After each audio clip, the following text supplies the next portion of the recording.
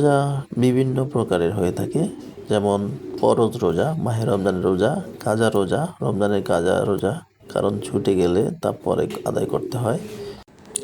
2. ওয়াজিব রোজা, মান্যতা রোজা, কোনো ব্যক্তি যদি কোনো ইবাদত করে মানত করেন তবে তা পালন করা ওয়াজিব। কাফফারা রোজা, ইচ্ছাকৃতভাবে রোজা ভেঙে ফেললে 60 দিন একটানা রোজা রাখা ওয়াজিব। 3. সুন্নত রোজা, আশুরার 10ই মুহররম রোজা, সোম ও বৃহস্পতিবারের রোজা, শাওয়াল মাসের 15 তারিখের রোজা। এছাড়া 4 নফল রোজা, শাওয়ালের 6 রোজা, প্রতি চন্দ্র মাসের 13, 14, 15 তারিখের রোজা, 9 জিলহজ আরাফার দিনের রোজা।